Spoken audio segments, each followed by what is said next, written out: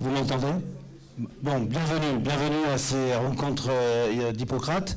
Donc les premières de l'année, puisque nous avons eu un petit problème sur celles qui auraient dû se tenir au mois de mars, où nous avons eu un imprévu, où l'intervenant, malheureusement, n'a jamais pu arriver à Bordeaux. Il était prévu qu'il arrive de Paris, et son train, je lui ai demandé de faire demi-tour, parce qu'il était prévu qu'il arrive à 21h, et ça ne servait à rien qu'il arrive à 21h, puisque la conférence débutait à 18h30. Donc cette conférence sera reprogrammée. Ce qui m'amène à vous dire que les rencontres d'Hippocrate, donc c'est 4 par an, donc là on en est à la première, et il y en aura 3 au moins sur le deuxième semestre, donc septembre, octobre et novembre. Et on vous communiquera les thématiques évidemment dès qu'elles seront arrêtées. Je remercie évidemment Chantal Bouffard qui vient de très loin, qui est notre conférencière. Qui vient donc du Québec. On a profité de sa présence lors d'une conférence de Paris 5 pour lui demander de venir à Bordeaux plancher sur ce thème pour une information et un consentement véritable. Donc ce soir, elle sera seule pour animer cette conférence, étant donné que Madame Argillier est souffrante depuis ce matin et que Madame Bouffard assumera seule cette rencontre qui sera, elle ne sera pas tout à fait seule, elle sera avec la modération du professeur Hervé, que je remercie pour sa confiance, sa présence continue aux rencontres d'Hippocrate sur Bordeaux. Donc merci beaucoup, professeur. Avant de lui donner la parole, puisqu'il présentera le déroulé de cette rencontre, et ainsi que l'intervenante, je souhaitais vous donner quelques informations qui m'échappent, mais qui vont revenir immédiatement. L'une, c'est que ces rencontres n'existent que grâce au soutien de l'Université de Bordeaux, la faculté de médecine, la faculté de droit. Les doyens sont excusés, de part et d'autre, les 2 doyens sont excusés étant en voyage, et également le conseil départemental de l'ordre des médecins. Son président est excusé, mais son secrétaire général arrive d'ici peu de temps, étant de garde. Il arrive sous peu. Donc voilà. Également le partenariat du groupe Pasteur Mutualité. Donc ce soir, ils n'ont pu être là parce que également ils ont eu un souci. Mais vous voyez, la vie n'est pas qu'un long fleuve tranquille. Il y a des soucis et puis on arrive pourtant à régler tout ça. Je tiens également à annoncer un partenariat qui se dessine avec la fondation Anthony Minguenet, fondation qui a pour but de promouvoir une vision éthique de la société. Et donc je remercie la fondation de nous faire confiance dans la valorisation de ces écrits.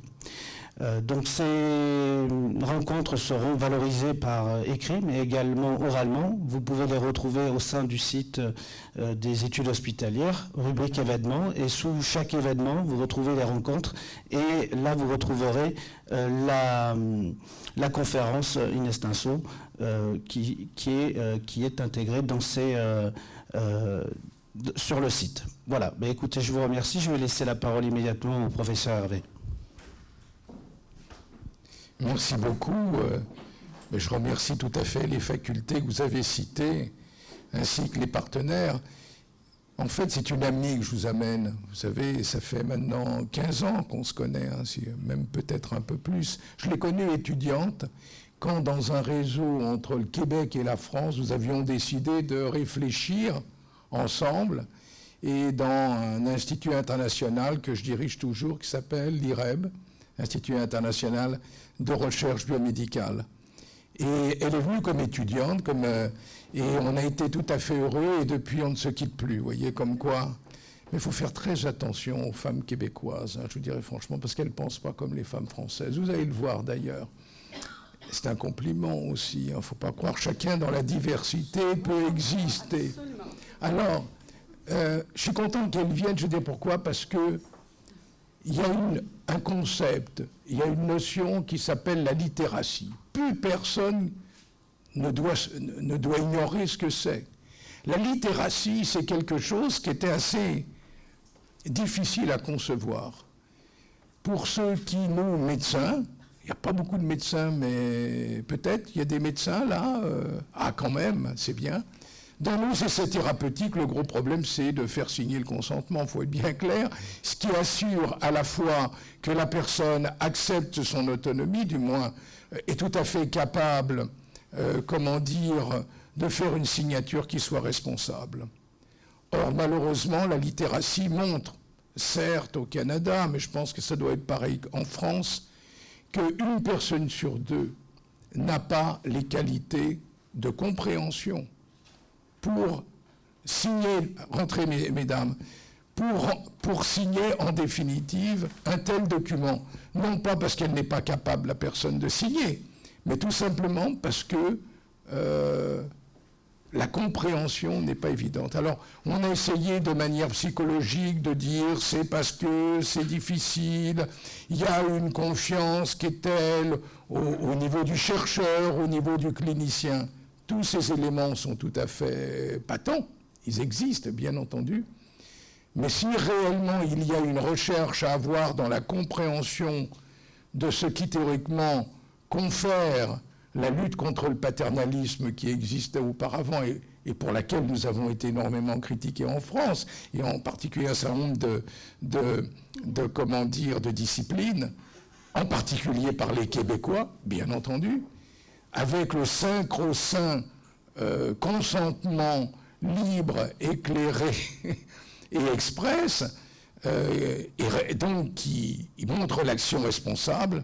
Et j'ai pensé que c'était important que notre amie vienne, puisqu'elle travaille plus particulièrement justement sur cela, et va nous montrer qu'en fait, il ne faut pas du tout prendre ce résultat de manière primaire. En définitive, c'est une notion qui doit être dynamique et qui est profondément éthique. Et vous allez voir comment vous allez vous présenter. En tout cas, je te remercie beaucoup d'être venu, puisque j'aime beaucoup les collègues avec lesquels nous travaillons ici à Bordeaux, et d'avoir fait un petit prolongement de Paris en étant venu de Sherbrooke. Tu as la parole. Merci beaucoup, professeur Hervé. Je remercie le professeur Hervé et les organisateurs qui m'ont invité à venir vous présenter une partie des réflexions qu'on se fait. Donc, j'espère que mon accent ne brouillera pas trop les communications et que je ne m'échapperai pas trop rapidement. Je vais peut-être vous provoquer un peu, peut-être non, on verra. Parce que je vais parler de la littératie, mais je vais plutôt l'inscrire dans le développement des recherches actuelles, soit en génomique ou en médecine personnalisée, mais sans donner trop d'exemples là-dessus. Puis on pourra discuter, je crois, s'il y a de l'espace après. Et puis, pour les femmes québécoises, bien, c'est comme les femmes françaises. On a chacun nos façons de bien s'entendre avec nos partenaires masculins. Sauf peut-être qu'on les malmène un peu plus que vous. J'en profite parce que je ne pense pas qu'il y ait trop de Québécois dans la salle. Donc, après, oui, c'est vrai. Avant, j'étais étudiante parce que avant j'étais designer d'intérieur. Donc, comme tout bon créateur, juste avant de livrer la marchandise, il faut que tout je déconstruise et que je reconstruise. Donc, si vous voyez des coquilles, c'est parce que j'ai terminé 1 minute avant que le train arrête ou 2 minutes avant que le train arrête. Donc, dans la version qui sera fournie, ils seront corrigés. Je voulais commencer en disant qu'après 4 décennies environ de travail, de débat éthique, bioéthique, d'éthique médicale, on est enfin arrivé un peu dans les pays occidentaux et dans d'autres pays aussi qui utilisent le modèle éthique ou bioéthique ou même d'éthique délibérative ou toutes ces parties de l'éthique qu'on explore, à établir des règles qui font en sorte que il n'y a rien de parfait, mais que les patients ou les participants et les participantes à la recherche vont faire un consentement qu'on veut le plus possible, informé, parfois éclairé, quoique je pense qu'on pourrait faire une belle étude sur le sens de ces 2 termes. Sauf que, dans le contexte des dynamiques de recherche actuelles qui sont ouvertes, continues, avec plusieurs chercheurs, avec des énormes bases de données, avec des pratiques médicales qui s'en vont de plus en plus vers l'innovation numérique, l'utilisation d'applications de santé, tout ça. Bien, il me semble que ces mesures sont devenues obsolètes. Parce qu'ils sont difficilement applicables dans le contexte. Je ne suis pas en train de dire que ce ne sont pas de bonnes mesures, mais dans le contexte où j'approche les choses, c'est difficile de les appliquer. Donc, je n'ai pas appuyé, c'est bon.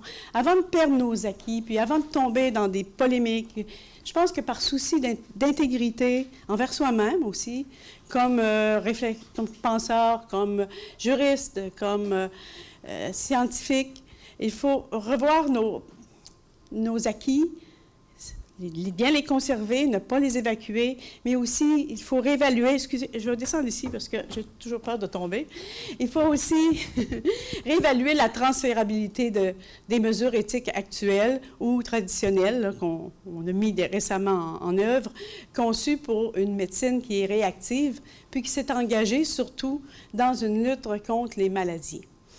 Parce que qu'on est en train de faire maintenant, la recherche et le développement vont s'en aller vers une médecine qui est plutôt proactive que réactive, puis destinée à intervenir là, avant que les symptômes n'apparaissent.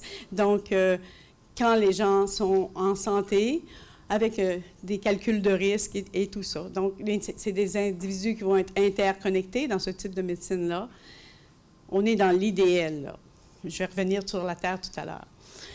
Et puis, on leur demande d'être responsables aussi et de s'engager dans des démarches qui vont faire en sorte qu'ils vont contribuer à améliorer ou à maintenir et même à maximiser leurs conditions de santé et leurs conditions de vie, qui font aussi partie de la santé. Donc, ce qu'on veut avec la médecine personnalisée, c'est des citoyens, des citoyennes en santé, mais très productifs, très actifs et qui font avancer la société.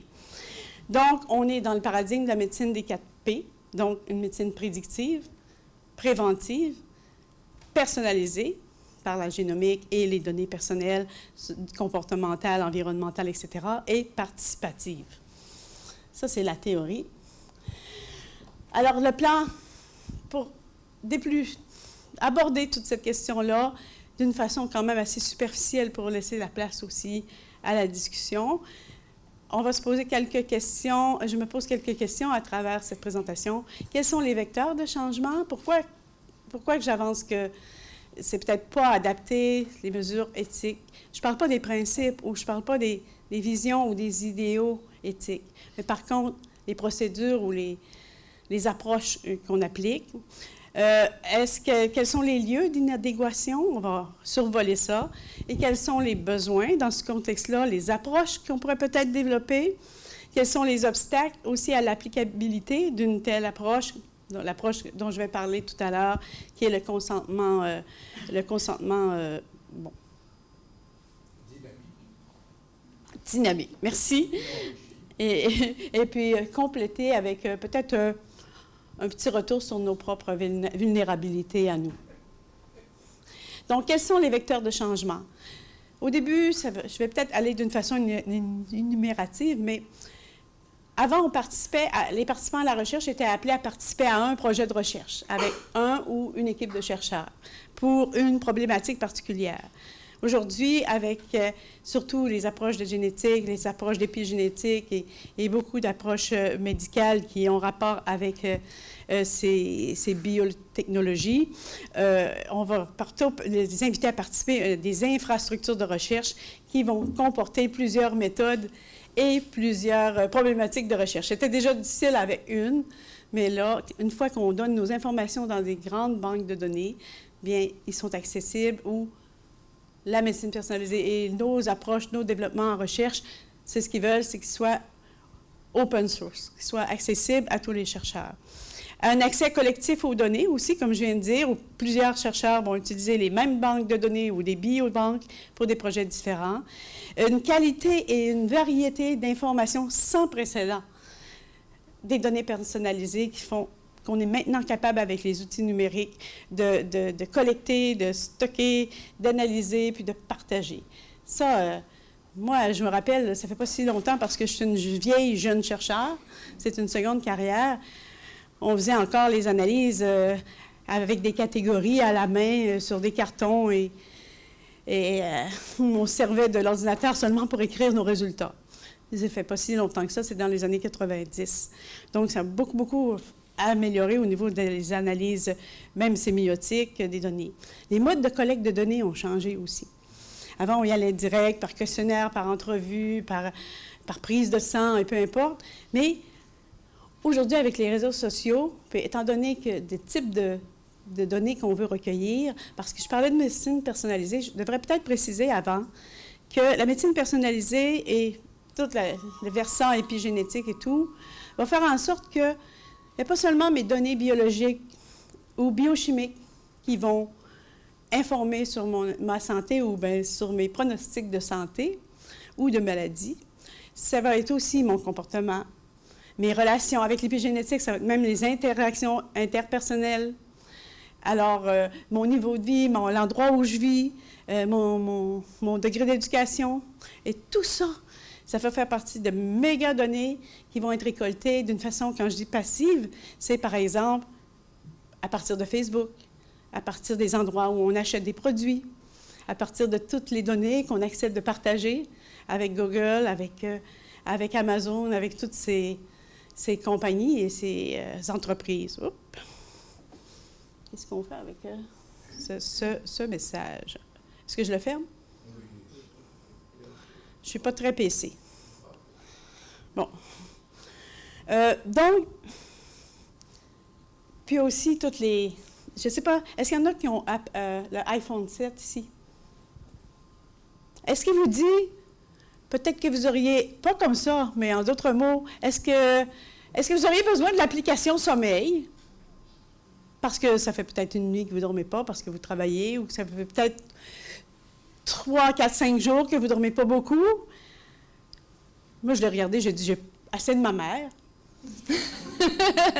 Mais vous voyez, même sans que j'ai téléchargé l'application, mon appareil recueille des données sur ce que je fais. Donc, on appelle ça un recueil de données passif. Et en utilisant ces appareils, je consens à partager ces données-là, que je sache ou non. Ça m'a un peu mis mal à l'aise. Parce que je vais descendre dans la cote des assurances s'ils commencent à surveiller mes habitudes de sommeil. Risque pour la vie privée aussi, bien, je n'ai pas besoin de faire de dessin aux gens qui sont ici. Besoin d'informations progressives aussi et adaptées. Parce que, avec tout ce que je viens de vous dire là, c'est certain que pour les chercheurs et les chercheuses, il va falloir développer des moyens de bien informer les gens. De bien informer. Là, je vais parler de ce versant, mais plus tard, je vais parler de l'autre versant aussi.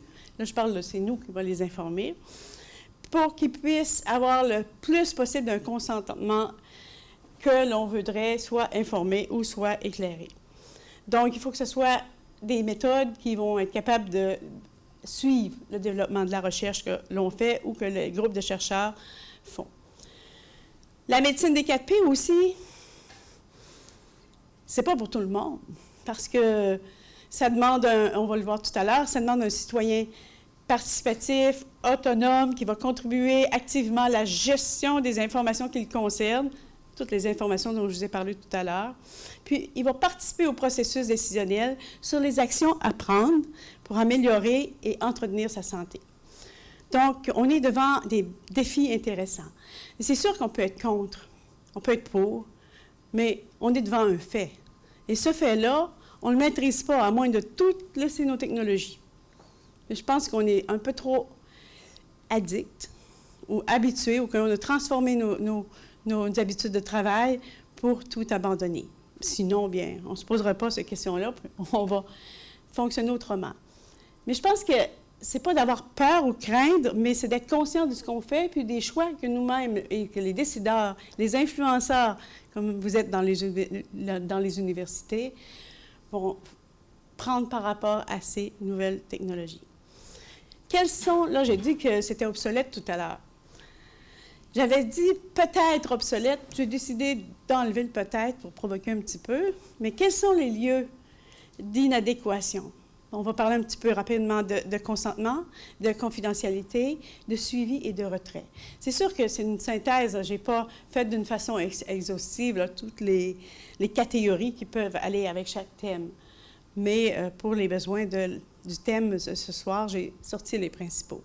Donc, le consentement, c'est que les systèmes d'information et de consentement statiques sur papier, comme on fait depuis quelques années, bien, ils sont non adaptés à la capacité de lier différents ensembles de données ou d'informations ensemble. Parce que vous savez, ça nous prend un formulaire pour chaque personne. On peut le faire en ligne aussi, mais dans la même tradition. Je fais beaucoup de recherches en ligne, différentes sortes. Et puis, il y a toutes sortes de façons de faire des formulaires de consentement ou d'information en ligne. Mais ça resterait aussi à un engagement. Le consentement, il est limité à la recherche, puis il est continu dans le sens qu'on le fait au début, puis that's it, à moins qu'il se passe quelque chose, et puis qu'on soit obligé de revoir les normes. Donc, c'est aussi non compatible avec l'obtention d'un consentement éclairé. Vous savez, c'est un problème qui n'est pas nouveau. Est-ce que... Oui? OK. Et d'un consentement éclairé, là, parce que, bon, on parle des banques de données génétiques, admettons, qui sont croisées avec les gens que je fréquente, ce que j'achète, ce que je consomme comme alcool, ce que je fume. Donc, ces données-là, j'ai accepté pour une recherche. Puis, ça, on le voit, je lisais aussi beaucoup là-dessus.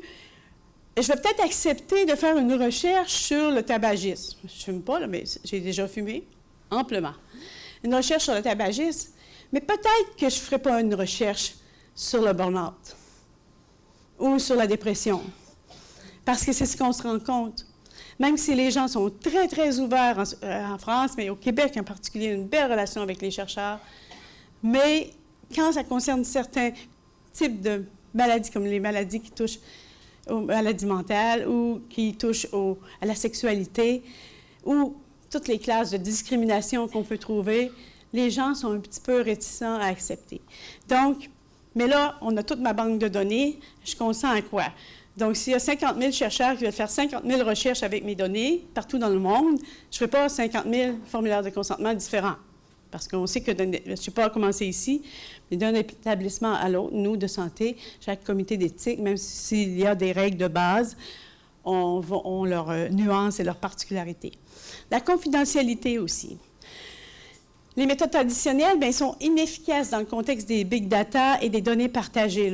C'est difficile de rester anonyme. Ça prend vraiment des bonnes techniques de cryptage. Et j'étais en train de vouloir avancer. Je donnerai l'exemple tout à l'heure. Mais c'est difficile. Ensuite, il faut que ce soit vraiment bien protégé. On a vu encore avec l'attaque cybernétique qui a eu la semaine dernière que même des grandes institutions n'ont pas des protections. Donc, puis ça, les données de santé pour les rançons, c'est très, très, très important. Peut-être qu'il y a des choses qu'on n'est pas intéressé à ce que les assureurs, nos employeurs, notre entourage, nos collègues de travail sachent. Il y a aussi une vulnérabilité à l'identification comme ça, directe ou indirecte des individus à partir des données. Vous savez, à travers un code postal, si j'ai le genre de la personne, son âge, le code postal, je peux presque dire qui c'est. Puis si j'ai les bonnes informations autour, je peux dire qui c'est. Et le risque d'utilisation des données par un tiers. Et ça, je vais vous donner un exemple qui se passe comme présentement au Québec. Moi, je suis une anthropologue, donc je suis en sciences sociales, anthropologue intéressée par les aspects culturels des approches médicales. Donc, cet exemple-là sur les données, nous, c'est sacré. On vit avec nos participants à la recherche. On vit avec eux, on apprend à penser comme on essaie de les connaître. Donc, c'est certain que quand on fait des consentements, qu'ils soient écrits ou oraux, enregistrés, on les assure que les données, les noms, ce qui est identifiant va être partagé avec d'autres que les personnes qui travaillent strictement sur la recherche elle-même. Et puis, notre relation en sciences sociales est beaucoup basée quand on vit avec les personnes qu'on étudie ou qu'on est proche, parce qu'on peut faire la sociologie sans faire d'ethnographie et être proche de nos participants. Je donne ça comme exemple, mais il y a plein d'autres exemples. Bien, c'est certain que toutes les données qu'on a, c'est souvent des confidences. Puis, cette relation de proximité nous amène à savoir tout sur les gens. Et étant donné que personne n'écoute personne aujourd'hui, ils sont très contents de pouvoir se confier à une étrangère qui devient membre de la tribu pour un court moment, mais qui va ensuite mélanger toutes les données pour faire disparaître l'individu. Ce qui est arrivé avec ces jeunes chercheurs-là, en 2014, il y a un groupe qui s'appelle l'entreprise, c'est une entreprise des Arabes qui a fait des éoliennes, qui a implanté ça proche d'une petite ville québécoise. Et puis, les citoyens détestent. Ça fait du bruit, ça pollue le paysage, ça a été, parce qu'ils n'ont pas été consultés pour faire ça. La compagnie est arrivée, s'est acheté des terrains, s'est implantée, personne n'avait été averti. Et puis, c'est ça, ça faisait du bruit aussi. Donc, il y a une chercheure qui a décidé de faire une recherche sur comment les gens percevaient cette implantation du parc d'éoliennes là. Écoutez, elle a eu des données de chicanes entre voisins, de menaces de meurtre, elle a eu, contre la compagnie, elle a eu des données privilégiées, mais qui expliquaient bien ce que les gens vivaient. Bien, la compagnie a décidé qu'elle voulait savoir dans les litiges qu'est-ce que les gens pensaient, puis a demandé à la chercheuse de l'UQAM de venir, puis d'agir comme expert. Ça, on peut le faire, parce que je peux parler de mes données d'une façon anonyme, puis d'essayer de bien diriger, Mais quand elle a accepté, ils ont exigé, moi j'ai la chair de poule toutes les fois, ils ont exigé d'avoir les noms, les enregistrements, les verbatims, tout. Vous voyez, là, on est juste au Québec, on n'est pas aux États-Unis, là. Et puis, il y a déjà un mouvement en ce sens, parce que je me rappelle quand j'étudiais en anthropologie aussi, il y avait un de mes professeurs qui étudiait les rebelles en Amazonie. Puis la GRC avait essayé d'avoir les données des localisations, mais c'était jamais venu en cours. Là, elle se défend.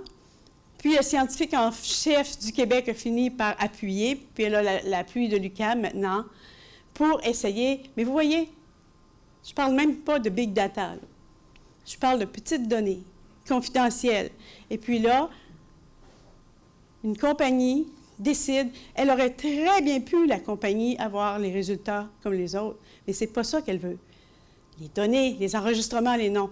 En tout cas, c'est rare que j'utilise le mot scandale, mais pour moi, c'en est un et c'est un indice de ce qui s'en vient. Parce que la mine d'or, le nouvel or avec lequel on fait de l'argent, c'est les données personnelles. Donc, on est là devant un problème sérieux, plus encore qu'on pense. Le suivi aussi, c'est un lieu d'inadéquation parce que les mécanismes de suivi, il y a beaucoup de grosses banques de données qui ont des mécanismes permanents de suivi, puis pour contacter les participants aux besoins. Sauf que c'est quelque chose au besoin. Excusez-moi. C'est pas quelque chose qui est fait pour recontacter les patients ou les participants, pour discuter avec eux. Non. C'est juste au besoin s'ils ont une information importante à donner ou tout ça. Donc, c'est considéré comme un extra. Donc, les suivis, les mécanismes aussi de qu'est-ce que ça va donner ou si on a des nouvelles recherches, c'est toujours la question, hein, si on a des nouvelles données, si on a des informations de signification clinique inconnues ou incertaines et blablabla. Bien, en tout cas, même les plus avancés, il y a Carthagène qui est un bel exemple, mais n'est pas encore au point d'échanger avec les participants. Le retrait aussi. Souvent, il y a deux alternatives pour les participants. Soit dire, je me retire des banques de données, des biobanques, vous enlevez tout, vous ne faites plus de recherche sur moi, ou bien je consens à tout. Mon conjoint, qui est généticien, a participé à une recherche sur le vieillissement. Nous, en génétique, parce que c'est pas mal mon domaine d'expertise, les représentations de la génétique humaine, Bien, nous, en génétique, on est plein de règles éthiques qu'il faut respecter. Eux, en gériatrie, on nous a demandé une prise de sang. Ils disent pourquoi? Bien, on va analyser votre génome, puis tout ça. Pourquoi?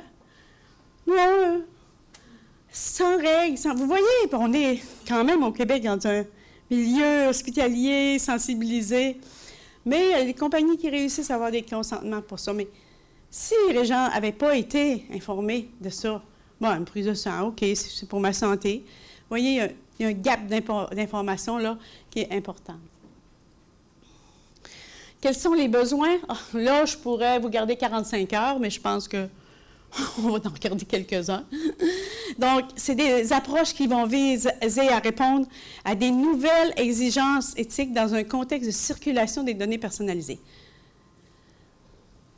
Il y en a beaucoup qui aiment dire que la médecine personnalisée, c'est une rencontre personnelle, personnalisée, encore plus proche de la personne. Ça, c'est une des définitions. Mais quand on parle de médecine personnalisée, ça vient de la médecine de précision, ça vient de la médecine génomique et ça s'en va vers la médecine des 4P. Donc, ce n'est pas les mêmes exigences, c'est les mêmes principes, c'est les mêmes, mais il va falloir prendre, je crois, puis ça, c'est plate parce qu'on va prendre quelque chose qui n'existe pas ou qu'on n'a pas, beaucoup plus de temps pour être proche de l'autre qu'on veut étudier. Puis peut-être arrêter... Non, ça, c'est dans les vulnérabilités. Je suis trop pressée. J'aime ça agacer. Donc, le contrat social aussi. Le contrat social entre le chercheur et, le chercheur et les participants ou le médecin et le patient est en train de changer. Parce qu'on travaille de plus en plus dans les cliniques d'une façon interdisciplinaire, avec des collègues.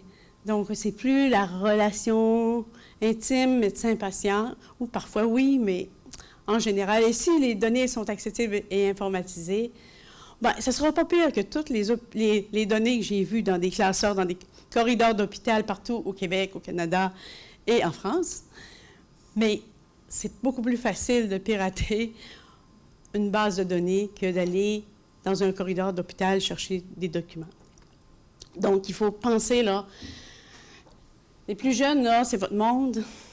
Nous, on a réfléchi, on va réfléchir encore, on va vous tanner encore, mais pensez à ce que vous autres, vous voulez comme société, jusqu'où vous voulez aller dans la divulgation. Peut-être, comme anthropologue, je me dis, peut-être que l'intimité, la notion d'intimité est en train de changer.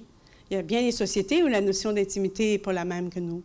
Ce qui est intime pour nous n'est pas intime. Mais nous-mêmes, avec les réseaux sociaux, la notion d'intimité s'est transformée. Ça ne veut pas dire que c'est « Ah, il n'y a plus d'intimité ». Non, ce n'est pas ce que je dis.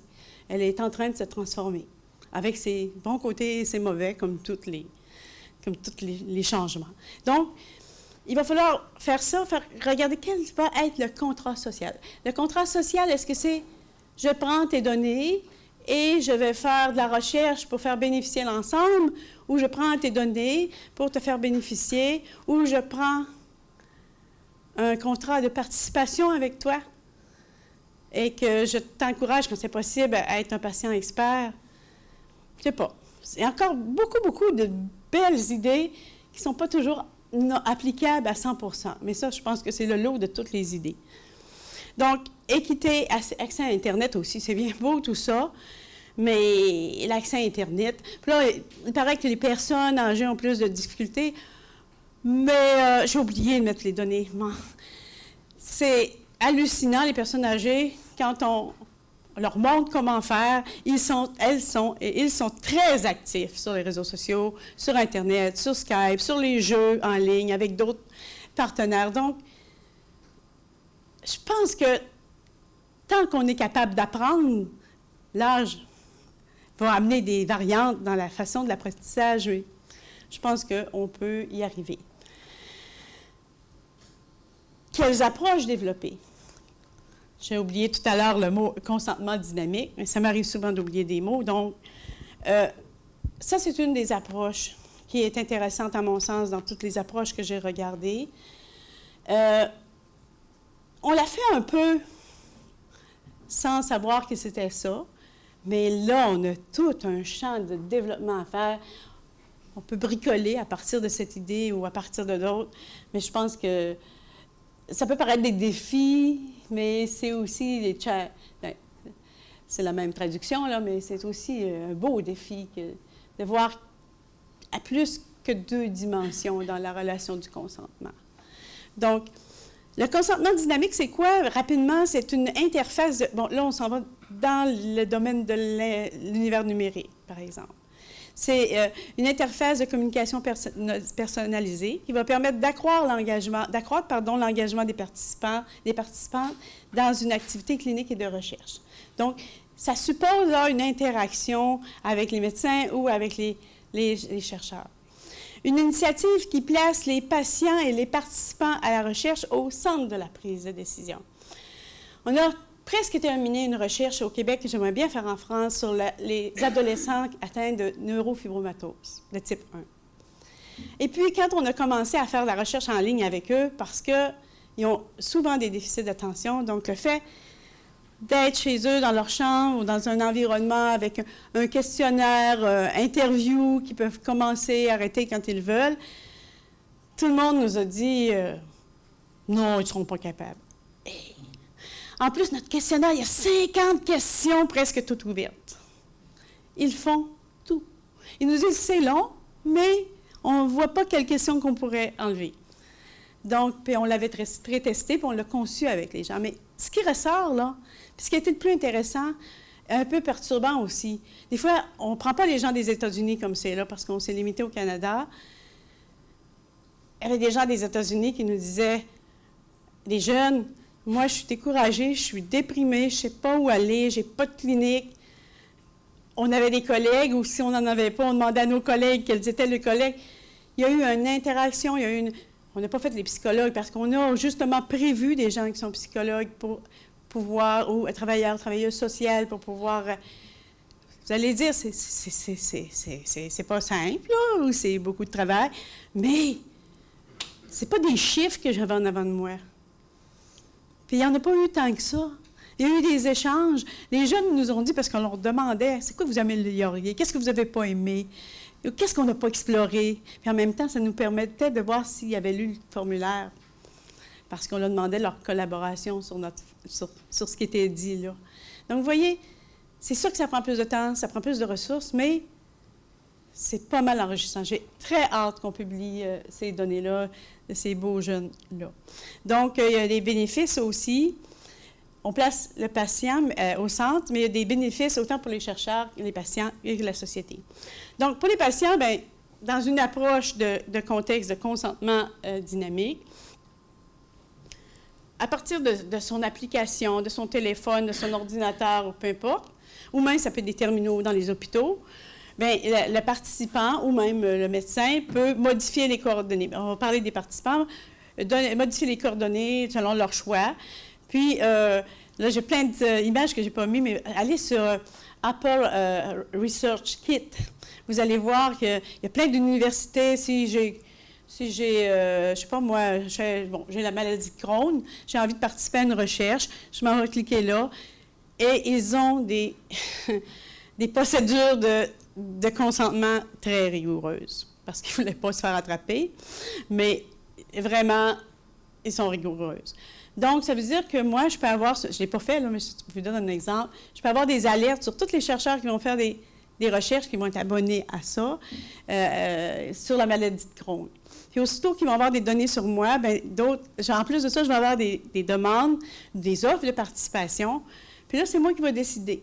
Si je déménage, je peux changer mes données. Si je peux définir aussi mes préférences. Qu'est-ce que je veux? Quel type de recherche? Moi, les recherches sociales, ça me tente. Les recherches médicales aussi. Si ça demande de prendre des médicaments, ça ne m'intéresse pas. C'est des exemples que je vous donne. Est-ce que ça va pour l'accent? Parce que je vois que je parle vite. Ça va? OK. Pour ça, j'ai gardé les textes assez... En plus, c'est très agréable. Ah, mais j'ai beaucoup de plaisir aussi à le faire. Donc, consentir aussi à une large gamme d'utilisation d'échantillons de données, à des nouveaux projets. Je peux décider que, juste ces données-là, mettons, c'est mes données d'habitude de consommation. Ça, je veux. Mais mes données d'habitude relation parent-enfant, ça ne me tente pas. Ou le nombre de partenaires que je pourrais avoir, non. Vous voyez, je peux changer d'idée si une recherche me convainc. Et puis, donc, Je peux rendre disponibles mes échantillons comme mes données aussi. Je ne parle pas beaucoup des échantillons biologiques, mais ils sont également accessibles. Et définir les types d'informations aussi. Qu'est-ce que je veux recevoir comme information? Est-ce que je veux que vous me recontactiez? Si oui, à quelle fréquence? Sinon, non. Mais par contre, si j'ai dit non, je ne veux pas que vous me recontactiez à la recherche que j'ai participé, mais au bout de 2 ans, je me dis, qu'est-ce que ça a donné, cette recherche-là? Bien, je peux y retourner. Mais ça, c'est en construction, tout ça. Il y en a qui ont commencé, mais je pense que c'est vers là qu'on se dirige. Mais vous vous rendez compte que moi, si je deviens gestionnaire de mes données, il faut que je sache où ça va aller. Puis je pense que les juristes et les éthiciens, les éthiciennes et les travailleurs des médecins, les gens qui sont au contact avec les patients, on a un rôle. Quand je parle de contrat social tout à l'heure, ça fait aussi partie de ça. On est beaucoup habitués dans nos sociétés à faire nos choses, à essayer d'être performants, puis on oublie qu'on est une espèce qui est dépendante des autres, interactive. Ça, c'est l'anthropologue, c'est plus fort que moi, mais on oublie ça. L'argent nous fait oublier qu'on dépend des autres, qu'on peut rester seul jusqu'à temps qu'on fasse des dépressions à la chaîne. Malgré que les autres peuvent aussi nous en faire faire. Donc, pour les participants aussi, on s'est engagé selon leur disponibilité. Là, moi, je pars 2 ans, là, je ne veux pas participer à des recherches. Je peux prendre une pause. Je peux donner un consentement plus significatif aussi. Je peux aller approfondir. Je peux échanger avec les chercheurs. Ça, on l'a fait. On a fait une recherche, ça aussi. Toutes mes recherches ne sont pas encore publiées. Là, ils sont toutes sur le point, là, sur l'intégration du virus HHV6 dans le génome humain. On s'est aperçu, parce que j'ai démarré avec Dr. Régent Drouin, qui est généticien, un laboratoire de recherche transdisciplinaire où nos étudiants vraiment sont formés autant dans les sciences sociales que en génétique. Ils trouvent la vie dure. Mais ça nous a permis aussi Ah, là, je suis encore perdue. De quoi je parlais? D'améliorer leur littératie scientifique. Oui. Donc, plus on aura de gens formés aussi, plus on aura de gens formés avec une bonne compréhension des problèmes. On ne peut pas savoir tout, mais admettons en génétique, ou selon une maladie cardiovasculaire, ou dans le domaine de l'anorexie, peu importe. Si on développe une belle expertise qui va plus loin que nos cadres disciplinaires, je ne vous parle même pas de transdisciplinarité encore, parce que ça, c'est particulier. Mais je pense qu'on va pouvoir être plus aidant, on va savoir plus de choses, puis on va pouvoir assister de plus en plus les participants. Parce que les participants, comme ça, ils comprennent le bénéfice sociétal de la recherche médicale. Ah oui, ce que je voulais dire, c'est ça. C'est qu'avec nous, on s'est aperçu dans le laboratoire de génétique, on voulait faire une recherche sur l'intégration génomique, mais une recherche purement génétique. Puis on s'est aperçu que dans les articles scientifiques, il y avait plein de chercheurs qui mettaient une petite phrase éthique ou un besoin, un appel à la régulation, ce qui est très peu familier quand on parle d'articles purement scientifiques de laboratoire souvent. Donc, ça nous a intéressés. Puis cette étudiante-là, elle a fait une recherche, on a tout extrait ce qu'on a pu trouver. Puis après ça, on a fait un questionnaire en ligne. Et puis, une entrevue asynchrone en ligne. On posait une question, on nous répondait, on échangeait. Ça a été une très belle expérience aussi, très enrichissante. C'est sûr que ce n'est pas comme un questionnaire où je prends les questions, puis 2 jours après, ils sont analysés, puis j'ai mes données. Mais par contre, en tant que chercheur, j'ai beaucoup plus d'informations sur le sujet qui m'intéresse. Pour les chercheurs, bien, bon, je vais aller vite ça pour accéder aux populations qui sont difficiles à atteindre souvent. Adapter l'interface aussi. On peut voir, puis c'est ça l'autre face de ce que je disais tout à l'heure. Parce que dans ce mode-là, dans cette consentement dynamique-là, la dynamique, c'est pas juste du chercheur au patient. C'est que le patient, il nous le dit, ou si on voit qu'il ne répond pas justement avec la neurofibromatose, c'est arrivé, on s'est dit, est-ce qu'il y a une question qui est mal formulée? Il me semble qu'on n'a pas la réponse qui va avec la question. Mais on a pu retourner aux participants. Puis là, ils nous ont dit, puis on a même fait un petit focus group avec certains adolescents, parce qu'on n'avait pas suivi leurs conseils en plus. Puis ils avaient eu raison. Donc, vous voyez, veut pas, là, nos renseignements scientifiques, ils ont sûrement une valeur plus élevée que si j'avais interprété, puis si on dit, oh, on va la passer, cette question-là, on va écrire qu'on a eu tant % de résultats de réponse. Mais justement, pas avoir de réponse, c'est une information.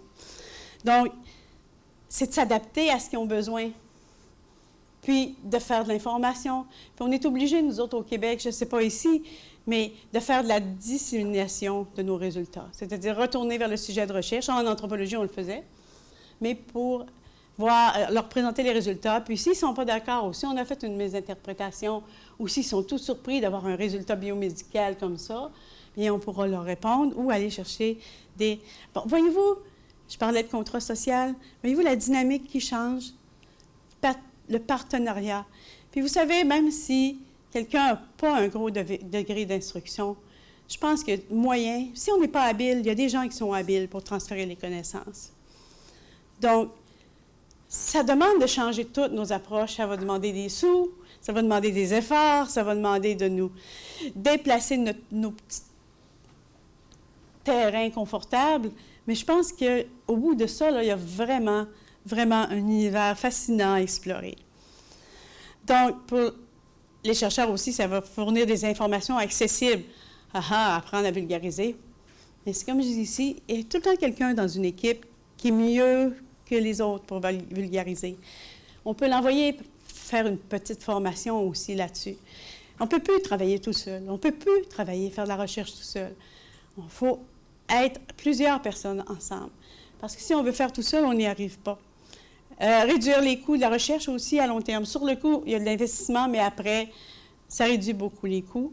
Puis ça nous permet aussi, tous ces outils en ligne-là, de retourner aux participants. Bon, la société, je pense que je vais le passer, là. Ça va, parce que j'ai pas mal tout dit, mais c'est améliorer la transparence. C'est sûr que là, tout est traçable. Et puis, améliorer les soins de santé, parce qu'on va pouvoir transférer beaucoup plus facilement les connaissances de la recherche à la clinique et de la clinique. Donc, j'ai passé tout à l'heure, j'ai oublié, ça aide beaucoup la recherche translationnelle. Parce qu'on a les données, parce qu'on a échangé, parce que pas juste avec les participants, mais avec les médecins aussi. Il faut aimer les gens. Donc, quels sont les obstacles à l'applicabilité d'une telle approche? Je n'aurai pas le temps, mais aussi tout un travail qui est fait à l'Université de Montréal et partout aussi dans le monde, mais surtout à l'Université de Montréal, sur le patient partenaire ou le participant partenaire aussi. Donc, eux, ils ont développé des approches qui peuvent vous aider ou peuvent nous aider si vous avez envie de prendre cette voie-là. C'est le temps de la pêche chez nous. Fait que... Donc, je vais revenir à celle-ci. Quels sont les obstacles? Bon, il y en a plusieurs, mais il y en a deux qui me tiennent à cœur. La littératie, le problème de littératie. Parce que c'est tout beau, là. Je vous ai emporté dans un univers de pouliches et de licornes et d'arc-en-ciel où on a plein de belles données, là. Mais il y a aussi des difficultés à surmonter. La littératie en tant que telle, c'est un terme qui est encore polysémique parce qu'il a été utilisé dans beaucoup de disciplines, par beaucoup de personnes, dans beaucoup d'objectifs différents, mais ça revient un peu au même. C'est un multidimensionnel aussi parce que la littératie, au début, c'était évolutif aussi parce qu'on parlait juste d'alphabétisation. Après ça, on s'est dit, c'est lire et écrire. Et puis, c'est développer une pensée, c'est critique. Il y a tout le temps des items qui se sont ajoutés à la définition jusqu'à la participation citoyenne en bout de ligne. Donc, au Canada, en 2008, il y a un groupe d'experts qui s'est penché sur la question de la littératie en matière de santé d'une façon plus spécifique et puis qui a élargi la définition. J'ai pris celle-là parce que je suis canadienne.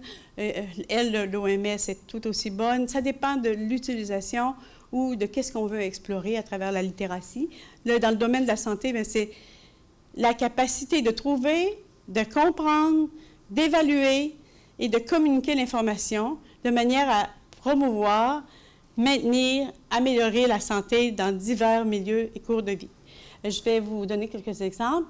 Bon, ça se mesure par des tests. Bon, je vous épargne les cotes qui font qu'on passe d'un domaine à l'autre, là.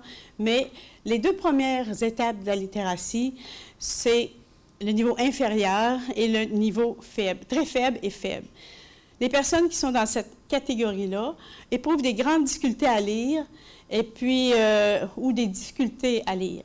Au niveau des dynamiques de lecture et d'apprentissage, là, ils ont peine à lire pour apprendre. Ils ont de la difficulté à apprendre. Autrement dit, ces gens-là, ils vont être capables sur une bouteille de médicaments pour les enfants de voir qu'il faut qu'ils donnent 7 jours. La dose, ça commence, les grammes, ça commence à être compliqué.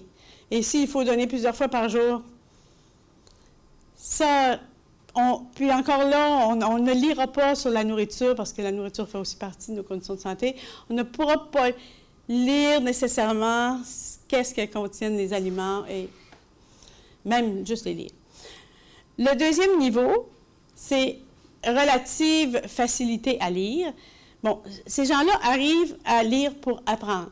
Si on les données adaptées, on est capable de leur faire apprendre comment traiter, mettons, prendre sa glycémie, comment faire des choses comme ça. Mais il faut vraiment des outils adaptés pour qu'ils soient capables de le faire, parce que c'est difficile de lire. Vous savez, on est des êtres régressifs. 3 ans sans lire, et puis on sait déjà presque plus lire. Donc, j'ai souvent, c'est pas comme la bicyclette, ça ne revient pas tout seul. Mais pour la lecture, c'est difficile. Donc, on a ici un petit peu plus d'autonomie. Ici, on est capable de donner des soins de base. Si on est aidé, appuyé, ça se peut qu'on rappelle souvent l'infirmière aux informations en ligne. Puis encore, parce que pour savoir qu'il y a des informations en ligne, on est plus qu'au niveau 2. Les niveaux 3, Statistique Canada, puis un autre organisme aussi de l'ICA, disent que c'est au niveau 3 qu'on a tout ce qu'il faut, qu'on commence à avoir tout ce qu'il faut pour être capable de lire, puis d'avoir une certaine... on est capable d'apprendre pour agir, mettre en application ce qu'on va lire, ce qu'on va apprendre, et ce qu'on va agir. Ça, c'est le niveau de base pour être capable de prendre soin de sa propre santé et celle-là de nos personnes qui sont à charge. Donc, c'est une bonne autonomie d'action, mais les niveaux 4 et 5, c'est une très grande facilité à lire. Puis, au niveau 3, on va commencer à avoir des exemples statistiques. On va comprendre les statistiques un peu, s'ils ne sont pas trop compliqués, s'il n'y a pas trop de figures, s'il n'y a pas trop de choses à lire autour. Mais 4 et 5, si on s'y met, on le fait très bien. Si on est à 5, bien, on connaît ces choses-là. Donc, vous voyez, ça, c'est des degrés. On aime ça, les humains catégorisés, parce que sinon, notre univers ne ferait pas de sens. Sauf que c'est pas vrai que tout le monde est, quand on est au niveau 1, on est tous au niveau 1. Toutes nos aptitudes, toutes nos connaissances sont au niveau 1. On peut très bien être au niveau 1 ou 2 parce que c'est pas notre langue. C'est pas notre langue première ou c'est pas une langue qu'on connaît. Puis avoir un niveau 5 dans notre pays. On peut très bien avoir un niveau 2, être pas capable de lire, mais d'avoir bien appris toute la médecine traditionnelle de ma mère, de ma grand-mère, de savoir quoi faire de base, ou d'avoir profité d'une expérience à l'hôpital pour apprendre des choses. Vous voyez, on n'est jamais tout à 5, parce que aussi, j'ai vu beaucoup d'universitaires qui sont à 5 au niveau des connaissances, ne pas respecter les bonnes habitudes de nourriture pour manger avec un surplus de poids. Donc, même si la littératie est à 5 pour les connaissances, pour l'application, elle est pas mal à 1 et 2. Est-ce que ça illustre bien ce que je veux dire? Puis on est tous comme ça. En tout cas, je ne connais pas beaucoup de personnes qui sont parfaits partout. Ils doivent être bien seuls. Mais, puis, ça ne veut pas dire aussi que si on est à 2 ou à 3, à un moment donné dans notre vie, moi, je vous dis, j'aime bien prendre mon exemple parce que je ne trahis pas mes sujets de recherche, mais un jour, je me suis aperçue que ça me prenait 1 mois à écrire une page. Je gagne ma vie avec ça. Mais mes neurotransmetteurs pour la concentration ont décidé qu'ils prenaient des vacances. Je fumais, puis je fais partie des 5 % de personnes où la concentration, les neurotransmetteurs ne refonctionnent pas. Donc, vous voyez, je n'étais pas au niveau de littératie 5 à ce moment-là. ça n'avait rien à voir avec mon intelligence, mais être capable de lire, même encore là, pour moi, là, lire des informations, lire une marche à suivre, c'est compliqué. Il faut que j'y aille presque par étapes, que je me fasse presque un tableau pour me souvenir c'est quoi les étapes. Donc, vous voyez, c'est un outil pour évaluer des choses, mais pas pour stigmatiser. C'est pour nous informer où on commence avec les gens avec qui on travaille ou avec qui on interagit. Donc, ça, oui, ça, je vous l'ai dit, c'est le niveau là, essentiel là, pour pouvoir prendre soin de soi et des autres. Au Canada, là, je n'ai pas de données plus récentes que 2011-2012 parce que je ne sais pas où en sont rendues les recherches suivantes. Puis, pendant qu'on a eu le premier ministre Harper au Canada, tout Statistique Canada a été arrêté. Donc, il n'y avait plus de données qui étaient accumulées. Donc, ça va reprendre, là, ça reprend tranquillement. Mais vous voyez, on pense qu'on a des écoles, bonnes écoles publiques. On est des pays occidentaux. On pense que tous nos enfants puis tous nos adultes savent lire. Mais le Canada, en 10 ans, a reculé parce que si je regarde, je ne sais pas si la souris, la voyez-vous? Vous voyez ici, le Canada, il recule sur les compétences en littératie. C'est là, ça là, c'est le niveau 2. Et ça, c'est le niveau 1. Donc, vous voyez où le Canada est en 2011. Puis, la France, je ne l'ai pas souligné, mais elle est avec le Québec, dans le gris. Mais on remarque que les francophones partout au Canada sont souvent ceux qui ont le plus de difficultés de lecture et d'écriture. Il y a beaucoup de pauvres aussi. On est beaucoup moins riches parce que la culture catholique, comme j'aime dire souvent, ça me traumatisait quand j'étais jeune, qu'un chameau a plus de chances de passer dans le chat d'une aiguille qu'un riche d'aller au royaume des cieux. Donc, ça résume bien cette métaphore, comment on était élevé au Québec, aller jusqu'aux années 60. Donc, étant donné que ça prend 500 ans à changer de mentalité, donc on n'est pas fini. Mais vous voyez qu'on pense qu'on est des pays où il y a beaucoup d'éducation et tout ça. Regardez, l'Allemagne aussi n'est pas très, très, très, très haute. Hein? Mais ça, moi, je trouve ça éthiquement grave. Ça, là, c'est parce qu'on s'en fout un peu. Donc, au Canada, 50% des adultes n'arrivent pas à lire ou à calculer convenablement. 22% de la population éprouvent des difficultés à lire, puis 26% ne peuvent effectuer que les tâches les plus simples requérant un certain niveau de lecture et d'écriture. On est au Canada, là. On les reconnaît, il y a beaucoup d'indices, il y a beaucoup de... la médecine familiale, on fait beaucoup de documents en ligne sur la littératie, comment repérer les stratégies d'évitement pour quelqu'un qui ne veut pas dire qu'il n'est pas capable de lire, pour pouvoir les aider. Donc, au Québec, 63% des immigrants, parce que nous, au Canada, au Québec, on est à 22% d'immigration. On est un des pays, je ne sais jamais si c'est 7, 8, là, ça change tout le temps, qui est le plus haut taux d'immigration. Et puis, il y a 63% des immigrants de longue date et 65% des immigrants récents au Québec ont des compétences insuffisantes en littératie dans l'une ou l'autre des deux langues officielles. C'est à peu près le même chiffre que les Canadiens français, sauf que nous, c'est notre langue officielle. Donc, ils disent aussi de faire bien attention quand on a un participant à la recherche qui parle très bien, admettons, l'anglais, mais que c'est sa troisième langue, ou un patient. Ça ne veut pas dire qu'on va vraiment transmettre ou il va vraiment comprendre les informations. Son niveau de littératie il peut être différent si ce n'est pas sa langue maternelle. Donc, aussi, 66% des Québécois âgés, quand je parle d'adultes, c'est de 16 à 65 ans. Et donc, 66% des Québécois et Québécoises âgés de 16 ans et plus, et près de 95% des 65 ans et plus, n'ont pas un niveau suffisant de compétences dans le domaine de la littératie pour prendre soin de leur santé. 27% de la population doit composer avec de très faibles compétences en littératie pour gérer leur santé. Mais c'est ça que j'ai oublié de mettre dans mes diapos. J'ai sorti ça tard hier soir. Les ménages canadiens ont presque tous accès à Internet. Les gens ont presque tous, comme dans les pays occidentaux, accès à Internet, soit par leur mobile, soit par leur tablette. Les personnes âgées de 65 ans et plus sont très actifs en ligne. Puis on a quand même un niveau de littératie. Donc, moi, je pense que c'est une bonne marque d'espoir, ça.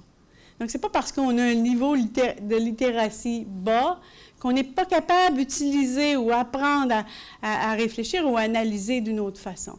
Ça ne veut pas dire qu'on est sans intelligence. Puis ça, c'est, d'après moi, dans nos sociétés de savoir, dans nos sociétés de technologie, on va être de plus en plus porté à faire des classes sociales de gens qui travaillent dans le domaine du savoir et de gens qui sont à notre service. Donc, il faut faire attention, je pense, à travers la littératie. Donc, la littératie est un déterminant de santé qui est majeur, et malgré tout ça, on ne fait pas grand-chose. Pour donner un exemple, un adulte ayant un niveau de littératie, donc à peu près la moitié des Québécois, alors un Québécois sur 2 ou un Canadien sur 2, sont malades plus souvent, se trompent davantage dans leur médication, subissent plus d'accidents de travail, ont des revenus inférieurs, ont une espérance de vie diminuée, moins de participation dans la promotion de la santé, c'est-à-dire bien se nourrir, faire de l'exercice, ont moins une bonne gestion des maladies chroniques, c'est sûr, plus d'hospitalisation de longue durée et plus de réhospitalisation et plus de morbidité et de mort prématurée. Je vais juste dire un mot, quelques mots. Contraste social entre les médecins, les chercheurs et les participants et les citoyens. Je pense qu'il va falloir le révisiter. On se conforte qu'on est des pays riches. Mais je pense qu'il y a de la place à amélioration. Ici, si vous avez accès à... Je n'ai pas eu le temps d'agrandir le contenu, mais ça vous donne un schéma qui va illustrer les processus de littératie et en santé chez les individus. Le premier, en haut, à gauche, c'est comment obtenir les informations. Donc, ça prend une capacité, je vais le lire, d'accéder et de trouver l'information sur la santé dans une variété de formats. Alors, on parle des dépliants, on parle d'Internet, on parle de Facebook. Quand on dit que c'est en ligne, il y a 90 % des informations sur la santé qui sont fausses, qui sont des fake news, comme on aime dire ces temps-ci. Donc, c'est difficile de trouver des bonnes informations sur la santé. Aussi, comment traiter ces informations? Ça, c'est la deuxième étape. La première, c'est l'accès. La deuxième, c'est le comprendre. La capacité de comprendre puis d'interpréter l'information sur la santé, trouvée dans tous les médias qu'on a nommés tout à l'heure. Ensuite, on va la communiquer. Pas toujours facile, ça. Donc, la capacité de prendre des décisions éclairées en matière de santé et de donner son consentement.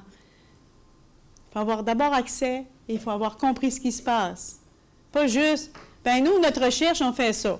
Puis là, la personne en avant dit, ah, non, passe donc ça, là. Je te fais confiance. Puis ça, on a beaucoup de preuves que beaucoup de gens ne se souviennent même pas. Puis encore des recherches récentes, là, ils ne se souviennent même pas qu'ils ont eu un formulaire ou une session d'information. C'est pour ça qu'on peut être créatif, qu'on peut être innovateur et faire sous forme de jeu, sous forme de... J'ai oublié le nom encore, ça fait partie des catégories de choses qui sont difficiles à rester imprintées dans ma tête, mais il y a un groupe d'Amérindiens au Québec et au Canada qui sont mis à faire le nom est en écrit, je pense, c'est une roulotte qui fait des films. Puis, il y a beaucoup de maladies chroniques dans le Nord. Beaucoup. Puis, les gens sont loin, puis le degré de littératie, c'est le plus bas au Canada. C'est les Inuits et les populations cries amérindiennes. Puis, aussitôt, un dépliant. Puis en plus, là, il y a une chose qu'on oublie souvent, mais qu'on ne sait pas quand on n'est pas anthropologue ou dans ces domaines-là. Les Amérindiens, la façon d'éduquer les enfants, c'était les mythes, les légendes. Si tu vas à la chasse et que tu ne partages pas avec les autres, ben tu vas te transformer en quelque chose qui n'est pas trop humain, par exemple. Je vulgarise, raccourci. Mais on ne dit pas aux gens quoi faire, c'est infantilisant. Donc, arriver, nous, dans notre société, on dit, bon, ben tu vas prendre cette pilule-là, tu vas faire ça. faut pas se poser de questions pourquoi que ça ne fonctionne pas. C'est comme si je disais, ben là, mon petit garçon, tu vas prendre. C'est la même chose. Vous voyez? C'est comme si je m'adressais comme ça à eux, dans leur culture. Donc, oui, de conclure avec nos propres vulnérabilités à nous.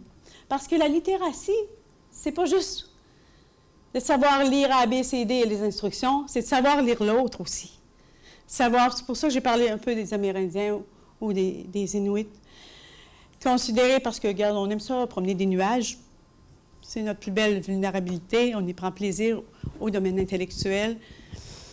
Si la prise en compte de la littératie, de la vulnérabilité ou de l'autonomie des patients, des participants a contribué à replacer l'autre, ses besoins, ses vulnérabilités au centre des préoccupations cliniques et de recherche, nous nous intéressons peu à la littératie et à la vulnérabilité des soignants, des experts et des décideurs.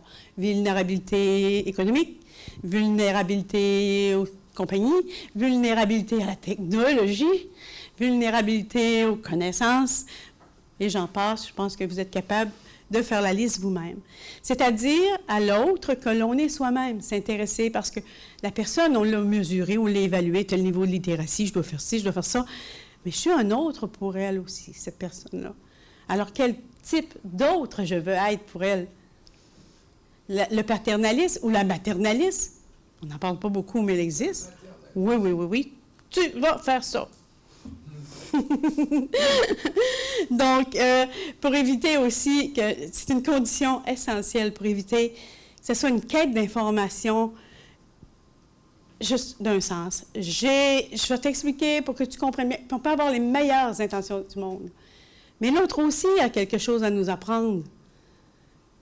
Si on ne peut pas y aller avec notre empathie, ou parce que ça dépend de nos caractères, on peut y aller avec notre curiosité intellectuelle, avec notre désir d'être bénéfique. Peu importe le degré de réalité ou le niveau de réalité où on interpelle ou on communique avec l'autre.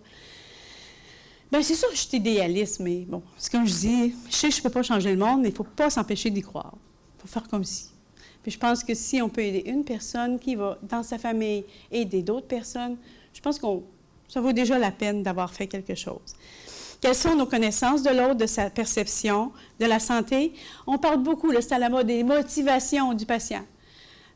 Mais je n'entends pas parler de ce qu'il y a derrière les motivations. C'est les représentations de la santé, de la maladie, les représentations du rôle de malade. C'est important aussi. C'est culturel, mais c'est aussi individuel. C'est inscrit dans l'histoire familiale, dans l'histoire de l'individu, de sa construction à lui. C'est complexe. On est beaucoup plus concentré sur la vulnérabilité des patients, mais qu'en est-il justement de celle des soignants? Les KB, ça c'est les knowledge brokers, ceux qui font la vulgarisation des connaissances. Donc, je vais prendre un bout de texte de Aiguier, Boite et Cobbeau, qui dit « L'éthique ne se limite plus à interroger le sens et la finalité de l'agir, mais devient une ressource d'action dont l'objectif est de rendre les acteurs capables d'agir. » Je pense que c'est Saint-Exupéry, je pense qu'il parlait, qu'il fallait, comment il disait ça, il fallait, autrement dit, donner à l'autre le moyen d'avancer, de réfléchir par lui-même, d'avoir ses positions à lui, de les défendre. Je pense que c'est important. Et c'est d'autant plus, je vais terminer là-dessus, c'est d'autant plus important que là, on est vraiment, puis je peux vous dire, parce que je travaille avec des gens qui travaillent dans ça depuis récemment, on n'est pas juste un pied dans le transhumanisme. On est dans le transhumanisme, dans le début. On est sur les lois, sur les robots, on commence à y penser. On est en train de faire d'autres catégories d'humains. Avec le développement, ça c'est une de mes prédictions, mais on saura voir, avec le développement spatial, on va peut-être être intéressé à prendre CRISPR-9 pour modifier certaines aptitudes. On va pouvoir peut-être essayer ça, pas demain matin. Mais si on ne résout pas déjà les problèmes qui paraissaient complexes tout à l'heure, d'avance, bien, qu'est-ce qu'on va faire avec ça? Est-ce qu'on va laisser... Parce que là, c'est le commerce, c'est l'industrie qui développe ces technologies-là, qui développe la conquête spatiale. Et c'est bien, mais est-ce qu'on veut être partenaire de l'industrie pour insuffler un petit peu et partager, eux, nous apprendre, et nous aussi partager nos discussions? Il y a des gens avec qui ça ne fonctionnera pas, mais moi, je peux vous dire qu'il y a des gens avec qui peuvent s'éveiller une conscience éthique tout en voulant faire de l'argent. Donc, je pense qu'on a un beau défi, là. Puis c'est de concilier, j'ai l'impression de me répéter, là, mais de concilier les intérêts personnels. Puis quand vous me parlez, ou que moi je vous parle de consentement et puis de confidentialité, ici vous voyez à droite la photo, il y a des nouveaux logiciels maintenant, ils sont très avancés, pas encore parfaits. Et puis la police du Canada, à partir de l'ADN, ils commencent à être capables de reconstituer le visage de la personne. Parce qu'ils ont analysé des milliers et des milliers de visages, des formes de nez. Là, ils savent qu'il y a tant de gènes pour la calvitie, tant de gènes pour ci, tant de gènes pour ça. Fait que selon les gènes, ils peuvent commencer à esquisser un portrait. Vous voyez, ça, c'en est un d'une des chercheuses. Et puis, regardez, ça, c'est sa photo. C'est là qu'on est. Alors, j'espère qu'on ne fera pas ça. Je vous remercie beaucoup de votre patience.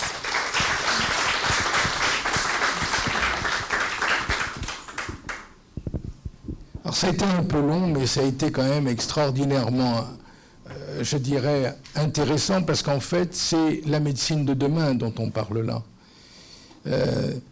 En particulier, tu as parlé de cette médecine translationnelle, c'est-à-dire qu'en fait, cette médecine qui se fait, nous-mêmes, à l'hôpital Georges Pompidou, on est amené dans cette médecine génétique, dans le cadre du cancer, à faire en sorte que les chercheurs du cancer, des marqueurs en quelque sorte, qui fixent en quelque sorte vos propriétés à réagir ou ne pas réagir à tel ou tel médicament, et qui fait ce qu'on appelle la médecine personnalisée, eh bien, ces chercheurs n'ont pas une littératie particulière pour discuter avec les oncologues.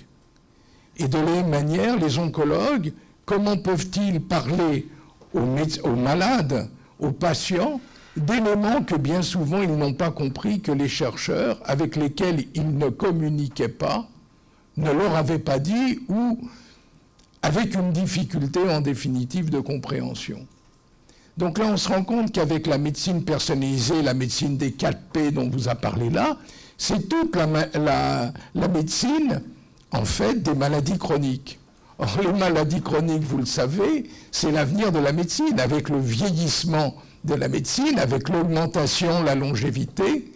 Donc, en fait, c'est la médecine de demain. Et c'est pour ça que, je ne dirais pas que c'est le premier danger serait, en fait, que l'on ne comprenne pas. Qu'on ne se comprenne pas déjà nous-mêmes, comment voulez-vous, dans ce cas-là, faire comprendre le patient et que lui-même s'implique, soit responsable et prenne les bonnes décisions en toute liberté. Donc je ne sais pas si vous avez vu, on a voulu vous faire passer un tout petit peu ce côté-là, non pas pour faire peur, mais pour montrer qu'il y a un véritable problème et que nous devons désormais de ne pas être dans nos spécialités, chercheurs, oncologues, patients. On se doit maintenant de travailler ensemble. C'est un véritable partenariat, sinon nous serions sous domination. Ce serait dommage quand même, qu'elle soit médicamenteuse, qu'elle soit sociale, ce serait bien entendu dommage. Alors, vous avez sûrement plein de questions, c'est pour ça que j'ai demandé, Chantal, que tu conclues, parce que maintenant c'est l'objet de discussion. Allez, qui est le premier qui va se lancer? Mesdames, messieurs. On dit souvent que ce sont les dames qui sont les plus courageuses. Je ne sais pas. Non, un monsieur. Est-ce que cela vous a rendu perplexe? Ah, mais voilà. Oui, une question. Vous avez essentiellement parlé de la relation vers la recherche biomédicale ou la recherche clinique. Est-ce que tout votre propos peut être extrapolé sur les actes de soins courants, finalement, qui sont sans doute encore plus problématiques, parce que là, on est dans des questions chroniques ou d'urgence, et on n'a pas le temps, forcément, justement, d'être très, très pédagogue. Alors, est-ce que l'approche est sensiblement différente, ou au contraire, on est sur des outils qui sont identiques?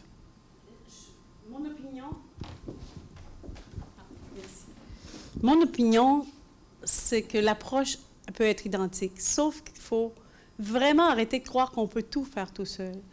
Je pense qu'il y a beaucoup de nouvelles professions ou nouveaux métiers qu'il faut vraiment mettre de l'avant, justement dans le transfert de l'information, où on va travailler sur des équipes pluridisciplinaires ou interdisciplinaires avec les médecins, avec les professionnels de santé. Parce que c'est certain que l'économie de marché se développant, les médecins n'auront pas plus de temps, même peut-être moins. On le voit au Québec, là, qu'est-ce qu'ils sont en train de faire. Mais par contre, on peut s'allier avec des gens. Et puis, ce que je voulais te dire tout à l'heure, il faut surtout... Puis ça, c'est Bartek Knopers qui m'avait dit ça. Puis quand elle m'avait dit ça la première fois, je me suis dit, ben voyons. Mais en vieillissant, je vois qu'elle a raison. Il faut s'associer avec des gens avec lesquels on sait qu'on va pouvoir bien travailler, qu'on va avoir du plaisir.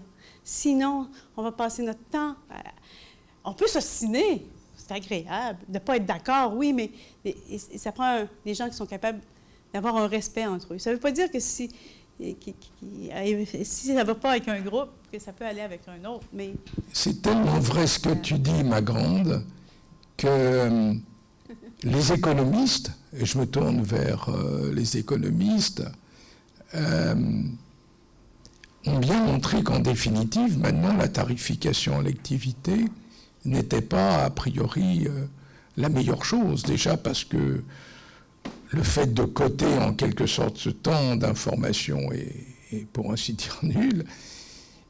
Et on ne retrouve aucunement. Par contre, les économistes, maintenant, dans des phénomènes que nous voyons en particulier entre l'hôpital et la ville, qui ont des bases administratives, juridiques, économiques totalement différentes de l'un de l'autre, et qui ont même des collègues qui, entre l'hôpital et la ville, n'ont pas les mêmes rapports tels qu'ils devraient avoir théoriquement de confraternité, même quelquefois, eh bien on se rend compte, les économistes montrent que ce sont justement ceux qui sont capables, dans des réseaux ville-hôpital éventuellement, de travailler ensemble.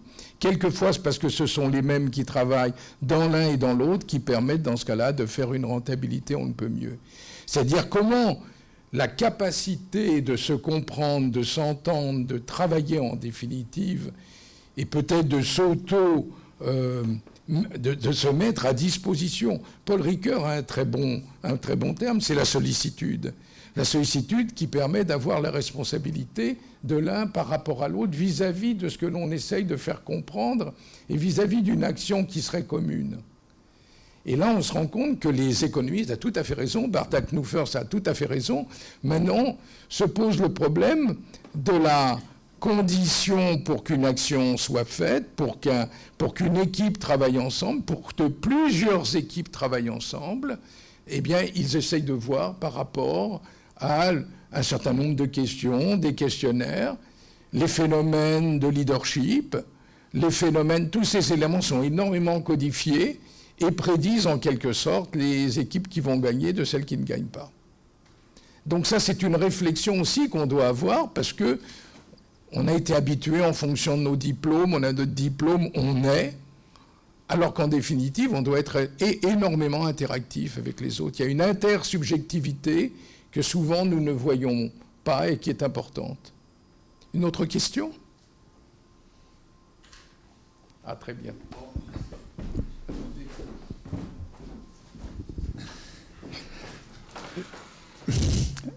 Votre intervention m'a beaucoup déstabilisé.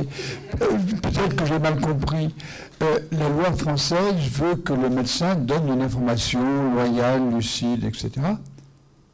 Et j'ai l'impression que dans la recherche, mais en extrapolant, aux soins également. Et moi, je suis plutôt dans les soins. Et vous dites que dans 50% des cas, ils n'y comprennent rien. Les chiffres sont semblables pour la France. Mais c'est... Ah bah, c'était pire en France, vous avez compris. Oui. C'est vrai, mais alors, je ne comprends pas, parce que la loi, il y a des procès qui sont quelquefois faits pour manque d'informations. Mais dans 50% des cas, il peut y avoir procès, alors ? C'est certain que ce n'est pas les gens qui font semblant de comprendre qui vont poursuivre. Et puis, d'avouer qu'on ne sait plus lire. J'ai pas mes lunettes aujourd'hui, pouvez-vous me le lire? Bon, j'ai pas le temps, là, donnez-moi ça. Il y a plein. Il y a une liste de raisons. Ça, c'est les plus connues, mais d'évitement. Est-ce qu'on peut rajouter qu'actuellement, j'étais chef de service d'un service pour personnes précaires. Combien y a-t-il de pourcentage de personnes précaires en France ? 20%. Quand vous regardez un tout petit peu, je ne parle pas du nombre de personnes qui sont au-dessous du minimum vital, qui sont de 10%. Déjà énorme. Quand on se rend compte qu'il y a des retraités qui sont tellement mal, qui n'arrivent plus à manger, que les médecins, les restaurants du cœur ont été amenés à leur consacrer une journée où les autres ne viennent pas, mais ce sont les retraités qui peuvent venir plus particulièrement. Je parle à Paris, autour de Paris, mais ça doit être pareil à Bordeaux, a priori. Donc, pour vous montrer qu'on s'imagine assez rarement, nous sommes dans un pays qui est de multiculturalité, mais nous avons énormément de difficultés pour l'apprentissage des langues entre nous. Tous ces éléments interviennent énormément sur la littératie. Nous serions un pays bilingue, pour beaucoup, nous serions dans une littératie à 1 ou à 2. Donc tout ceci montre, et je crois que c'est pas pour se faire peur, mais ça pose le problème du temps qu'on passe avec l'autre, de la présence qu'on a avec l'autre, et donc de comment dans l'acte de soin, comment il est en définitive considéré, comment il est même rémunéré. L'acte de soin n'est pas bien rémunéré parce qu'il n'y a pas le temps de discuter tel qu'il le faudrait, et ceci est accentué dans le cadre des recherches, où, à tout moment, le patient doit éventuellement dire « je n'ai pas bien compris ceci, ma situation a changé, est-ce que je pourrais avoir un certain nombre d'éléments ?» L'informatique, maintenant, nous le permet. Donc maintenant, c'est un consentement dynamique, alors que, jusqu'à maintenant, vous signez un consentement et après, on ne s'occupait plus de vous, en quelque sorte. La loi disait gentiment qu'on devait vous donner les résultats globaux. C'est ce que dit la loi du 4 mars 2002. Les patients se battaient pour avoir les résultats personnels, rappelez-vous. Eh bien, comment on fait? Les chercheurs, ils ont raison. C'est d'ailleurs le conseil qu'on leur donne dans les comités de protection des personnes. Ils font simplement un site où ils mettent toutes les résultats globaux, mais il n'y a pas véritable personnification, il n'y a pas de contact, il n'y a pas... Alors que ces éléments-là sont des éléments désormais à réfléchir. C'est pour ça que le consentement dynamique est enrichi, parce que ça enrichit la relation, et ça devient de plus en plus éthique. C'est pour ça que j'ai employé ce mot de sollicitude de Paul Ricoeur, qui est important, qui montre la réciprocité que l'on doit avoir. Et quand on voit dans l'acte de soins ou quand on voit dans l'acte de recherche, bien souvent, cette réciprocité, elle est la plus petite possible, parce qu'on n'a pas le temps, parce qu'il y en a d'autres qui arrivent. Je suis dans un endroit où, il y a beaucoup de personnes précaires, je vous disais.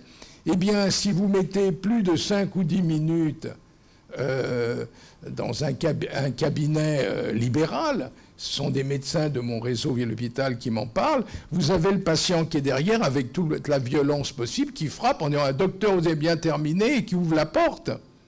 Il faut voir aussi les conditions dans laquelle est effectuée quelquefois la médecine, d'autant plus dans un endroit où il manque énormément, la densité médicale est très faible, parce que justement ce sont des zones pauvres. Donc, il faut réfléchir. Mais d'un autre côté, il ne faut pas avoir peur, parce que les 20% en dessous, c'est peut-être pas eux, d'ailleurs, qui ont la littératie la plus basse, comme tu l'as bien expliqué, puisque tout ceci évolue. Mais en fait, ce n'est que 26% qui se trouvent dans une... Même s'il y en a 1 sur 2 qui a des difficultés, les pourcentages montrent que c'est 26% de la... Mais c'est déjà énorme. Un quart, une personne sur 4 qui a des difficultés, à partir du moment où elle a une information, de la traiter et de prendre l'action en rapport. Et ça demande la persuasion, ça demande beaucoup de choses. Mais nous-mêmes, on n'est peut-être pas très bien. Tu l'as dit toi-même, tu fumais. Il y en a qui boivent un tout petit peu. eh bien, nous avons lu, nous avons, etc. Est-ce que pour autant on a arrêté de fumer pour certains, etc. Notre littératie à ce niveau-là n'est pas... Et la littératie doit être considérée non pas comme la faculté de lire, comme vous l'avez pu voir, c'est d'arriver au comportement qu'il faudrait. Et actuellement, vous avez des extensions qui sont très importantes, qui à la faculté, c'est dommage que notre collègue de la faculté de médecine n'est pas là, mais l'éducation thérapeutique, c'est ça. L'éducation thérapeutique, c'est comment, en définitive, la personne, dans, en fait, ses émotions, dans la capacité de compréhension qu'elle a avec quelqu'un, va elle-même prendre la décision de changer son comportement. C'est-à-dire complètement différent, comment dire, de la prescription telle que ça s'y est, et même à l'Académie de médecine, ils en sont sur la surprescription. C'est très bien qu'on surprescrit dans l'hypertension artérielle, dans le cancer. On sait qu'on a surprescrit, parce qu'on a trop fait confiance à ces éléments-là. Alors que dans la relation, il y a un investissement évident à prendre, et qui rentre tout à fait dans ce qu'a dit notre collègue. Ça fait beaucoup de choses. Je pense que les économistes de la santé ont beaucoup à apporter. Parce qu'il ne faut pas voir l'économie comme une bête noire. Et si on commence ça, on va être malheureux parce que notre société est très marchande et de plus en plus. Le coût de la santé, je pense que s'il y a des calculs qui font que quand on implique la communauté, il y a tout le temps quelqu'un dans une communauté qui veut aider sa communauté ou qui veut apprendre plus, et les travailleurs communautaires et d'autres professions que les médecins, les infirmiers, les infirmières ou ces gens-là, je pense qu'il y a des économies de santé à faire autant au niveau du personnel que des améliorations. Puis l'épigénétique est en train de nous montrer aussi que beaucoup de médecines traditionnelles ont peut-être une efficacité à cause du contexte relationnel.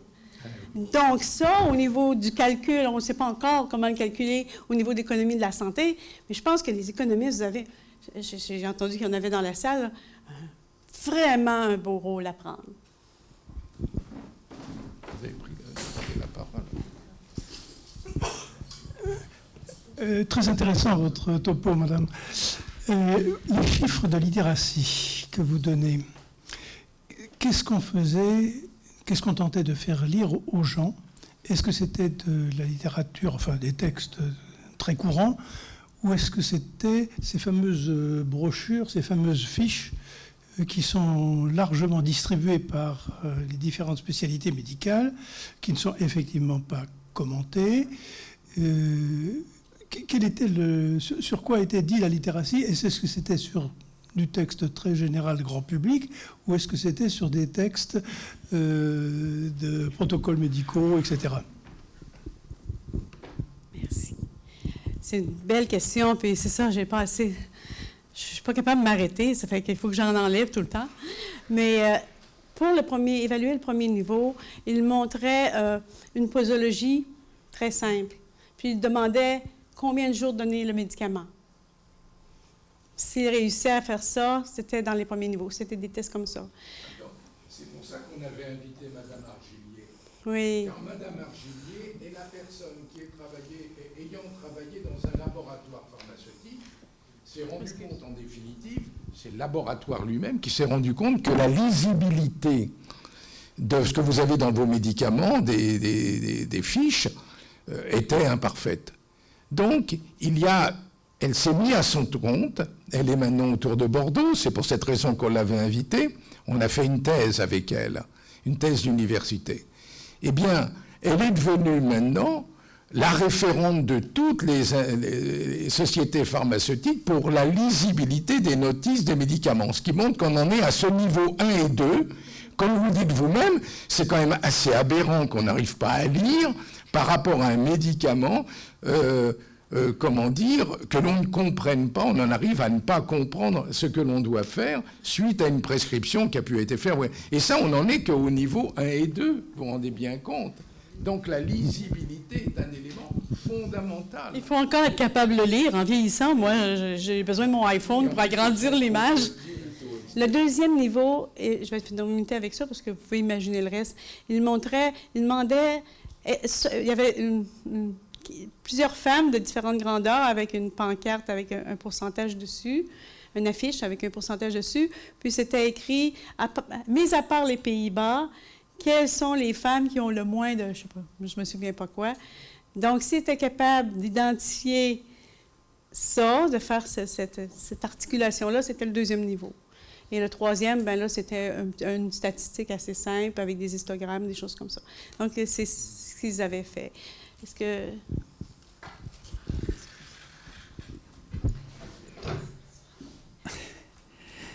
Oui, Fondation Anthony Minguenet. Et votre intervention, votre conférence, pour nous, nous sommes sur un petit nuage, c'est effectivement merveilleux. Parce que ça va dans le sens de ce que veut essayer de promouvoir la Fondation, c'est-à-dire promouvoir des prises de conscience éthiques, personnelles, professionnelles et sociétales. Et nous sommes en ce moment à un carrefour de notre société, et même à un carrefour d'humanité où la place de l'homme va être à repenser. Alors, je rends vraiment hommage au Québec, et nous sommes en relation avec des structures du Québec, parce que vous avez une énorme avance sur les prises de conscience éthiques par rapport à nous. C'est extraordinaire, mais non seulement les prises de conscience, mais les applications. Alors, dans ce que j'ai noté, moi j'ai noté trois niveaux spécifiques. Il y a d'abord le rôle, mettons, du participant qui est le patient. Effectivement, à l'heure actuelle, nous avons un devoir d'information en tant que praticien. Mais ce devoir d'information, il relève d'un principe de précaution maintenant. Il n'est plus dans une notion d'éthique. Vous avez dit quelque chose d'extraordinaire tout à l'heure. L'autre comme soi-même. Et effectivement, c'est la base de tout, c'est la base de la médecine, c'est la base de la vie en société. Beaucoup de praticiens par manque de temps. Il n'y a aucune critique dans ce que je dis. Nous sommes tous dans la même dimension. Mais il n'y a pas qu'en médecine, c'est partout. On va donner un papier, vous essayez de le comprendre, vous le lisez, on explique rapidement, et puis si ça ne va pas, vous revenez vers moi. Mais 22% des personnes ne savent ni lire ni écrire, ou s'ils savent ni lire, ils ne peuvent pas comprendre 3 phrases d'affilée. Donc nous sommes dans un non-sens. Ce principe de précaution est devenu une fermeture. Mais au-delà de ceci, si on applique une autre dimension éthique, l'autre comme soi-même, et que l'on prend le temps, et que l'on se met à la place de l'autre. Moi, si je vais voir un artisan qui va m'expliquer son métier, je n'y connais rien. Donc j'aimerais bien qu'il m'explique. Et l'incompréhension arrive soit parce qu'il y a inconscience de la part de celui qui parle et celui qui écoute, soit méconnaissance, soit indifférence, soit absence de vigilance, ou pire, par pseudo-confiance. On fait confiance à celui qui connaît et qui détient le savoir. Et en réalité, nous ne sommes pas dans une notion de savoir, mais dans une notion de connaissance. C'est-à-dire de l'égalité entre deux individus, un qui comprend, qui connaît un savoir et qui essaye de transmettre à l'autre. Et ça, c'est un des points fondamentaux qu'il va falloir définir et faire passer dans cette nouvelle société. Maintenant, il y a un autre niveau, c'est la recherche. Participer. Le participant va aller dans une recherche fondamentale. Alors, une question. Au Québec, est-il rémunéré ou est-ce que c'est bénévole? Ça dépend. Ça change déjà des éléments. Ça dépend des projets de recherche. C'est certain que la recherche privée, ces compagnies-là, est rémunérée. Mais la recherche académique, parfois, probablement, on n'a pas les moyens de le faire. Mais ça biaise aussi selon les recherches qu'on veut faire. Si le recrutement, par exemple, pour les jeunes atteints de neurofibromatose a été long à partir. On a été dans les réseaux sociaux, on a vraiment changé de type de recrutement souvent. On a eu dans l'idée de faire tirer un iPad. Est-ce qu'on se dit ça qu'on s'en prend?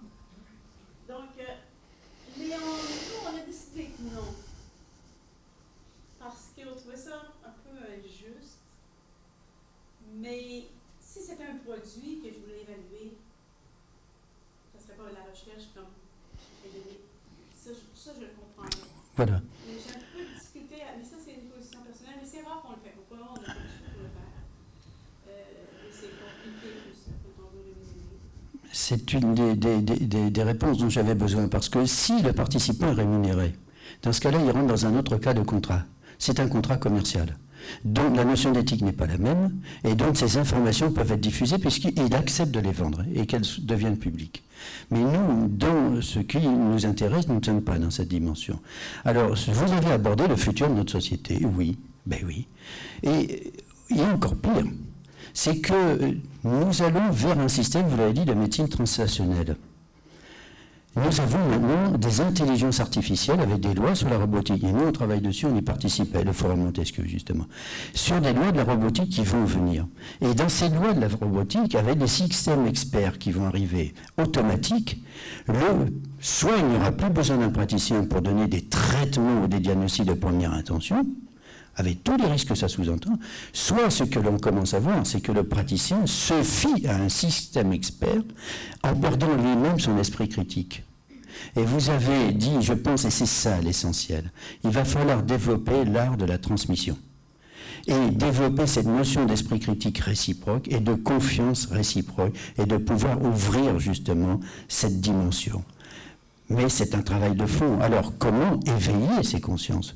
Comment transmettre? Comment éveiller à la fois le récepteur et l'émetteur? Et surtout, un dernier point, développer une conscience éclairée. Car il y a un élément essentiel qui existe là-dedans. Il n'y a pas que la compétence, il n'y a pas que la conscience, il y a la notion du cœur. Une des phrases qui nous est particulièrement, nous y sommes sensibles, particulièrement chers, c'est l'humanité est une aventure solidaire et responsable qui passe par l'autre et qui n'existe qu'avec l'autre. Merci. C'est sûr que c'est presque le credo des anthropologues. Je vous remercie. Oui, l'esprit critique. Juste une petite parenthèse, j'ai la chance d'enseigner des cours, 1 heure et demie pour les cours de biochimie, puis 3 heures pour les cours de génétique, les aspects sociaux de la génétique et des tests, et puis les réflexions à faire en prénatal surtout. Puis après, je vous dis, là, les examens, je leur pose la question, si le ministère de la Santé vous consultait, quel type de test vous voudriez. Je vous jure, là, les 2 derniers examens, on va les publier, les réponses. Quand les jeunes partent, les jeunes, moi je suis avoir 60 ans, là, 24, 27 ans, c'est jeune, me disent assis, puis collés sur leur siège, mais Madame Bouffard, on manque de parler avec des adultes, des gens de votre âge. Mais je dis, bien, vous ne parlez pas avec vos parents. Oui, mais pas de ça. Puis quand on est évalué, nous, au Québec, hein, puis les étudiants, ils ne sont pas très, très, très, très souples. Et dans presque toutes les copies, j'ai eu la chance de voir écrit, Madame Bouffard nous fait développer un esprit critique. 1 heure et demie. Je pense pas que je suis bien exceptionnelle, mais les gens sont assoiffés de comprendre.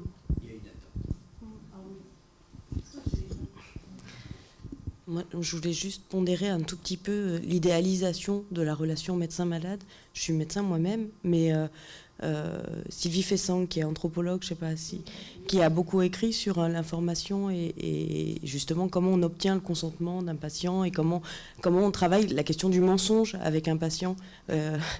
Non, mais il y a une question. Alors c'est en réflexion, mais il y a une équité et une inéquité à l'intersubjectivité à laquelle il faut avoir une attention éthique aussi. Voilà, parce qu'il y a des patients avec lesquels il existe des relations transféro-contre-transférentielles très positives et qui vont du coup nous animer et nous emmener vers des terrains cliniques qui ne sont pas tout à fait égaux.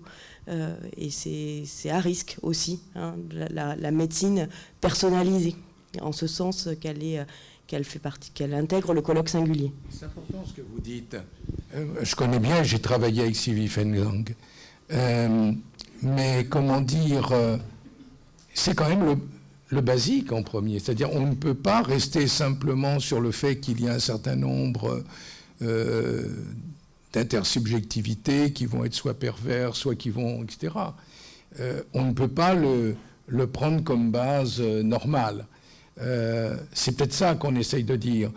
Mais si on réfléchit sur le matériel de pensée qui nous permet une certaine conscience, comme ça vient d'être dit, ce matériel, ce sont les situations dans lesquelles les paroles, les écrits nous sont donnés pour etc. Au moins se satisfaire que ces éléments-là, non seulement agissent, quoi, ça sert de faire quelque chose qui n'agirait pas. Mais on se rend bien compte que dans beaucoup de cas, ça n'agit pas pour plein de raisons, etc., qui sont liées autant d'ailleurs au médecin qu'au patient, autant du chercheur que la personne qui est inclus dans la recherche. Il faut le savoir, déjà ça, cette prise de conscience, elle est loin d'être évidente en France, hein, c'est moins qu'on peut vous dire.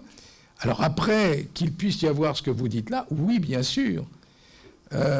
N'oublions pas non plus que Sylvie Fenzang travaille en tant qu'anthropologue très loin, en définitive, des réalités cliniques. Il faut être très clair, c'est-à-dire, et celle-ci évolue énormément. Je vois en particulier, je parlais de la HEGP, maintenant, avec la médecine des 4P dont on parlait, hein, les thérapies ciblées, etc., on se trouve avec un certain nombre d'incommunicabilités qui sont telles que nous avons fait un comité de patients pour qu'ils parlent déjà entre eux et de représentants de patients qui les guident. Ce n'est pas un médecin qui dirige. On a fait un comité qui est un comité de chercheurs. Et très rapidement, on s'est rendu compte, comme c'était incommunicable, qu'il fallait qu'on fasse un comité transversal. Mais si vous savoir, dans la task force dans laquelle nous nous trouvons, il doit y avoir une bonne centaine de chercheurs. Il y en a 2 qui viennent à ce comité. Alors, il y a tout le temps des bonnes excuses, il y a tout le temps, vous voyez ce que je veux dire. Mais il n'y a pas que la perversion, le mensonge du patient, etc. C'est-à-dire la manière dont nous-mêmes nous sommes amenés dans une incommunicabilité par rapport au patient. Comment expliquer à une personne déjà qu'elle n'aura pas tel ou tel traitement? Il y a un accès aux soins qui théoriquement est équitable, qui devrait théoriquement être égal, etc. Comment l'expliquer? Tout simplement parce que c'est un de ces marqueurs qui a été testé et qui n'est pas en rapport avec un certain nombre de travaux qui ont permis d'avoir une molécule en rapport. Je vais vous dire que ça prend énormément de temps, c'est loin d'être évident, et que même un certain nombre d'oncologues, c'est pas simple à dire, ils renvoient sur des personnes tierces qu'ils emploient. Donc, pour montrer que ce que vous avez dit est important, ça faut bien s'en rendre compte, mais ça m'apparaît être un niveau, une fois que la compréhension peut-être est faite, vous voyez ce que je veux dire? Alors que la simple compréhension, le phénomène de base, a priori, ne l'est peut-être pas. Une dernière question, par exemple. Je crois qu'il est... Je voudrais juste peut-être ajouter qu'il ne faudrait pas faire l'erreur de croire qu'un modèle est applicable partout, à tous et tout le temps. Dans une de nos équipes de recherche, j'ai 2 médecins qui sont Asperger. Je ne leur demanderai pas de faire la danse avec nous, là. Mais par contre, on va s'adapter à leur façon de procéder parce que ce qu'ils amènent, c'est wow. Il ne faut pas penser, il y a des idéalistes comme moi, il y a des gens, malgré que je peux être très terre à terre aussi, mais je veux dire, c'est la diversité. Puis on ne peut pas tout faire le même métier, puis la même chose, puis on ne peut pas être tous les mêmes médecins parce qu'on n'a pas le même patient. C'est ça qui a permis la survie de notre espèce, cette diversité. Pas juste culturelle, entre nous, entre hommes, entre femmes, il faut la rentabiliser, c'est pour ça que je pense que l'économie a un nouveau rôle à jouer qui pourrait être intéressant. Comment mettre les personnes aux bonnes places puis arrêter de gaspiller le potentiel humain. Je pense que vous avez avoir l'air d'être satisfait parce que ce sont des ouvertures, là, quand même, des grandes ouvertures qu'on fait là. Je pense qu'on peut applaudir Chantal, quand même.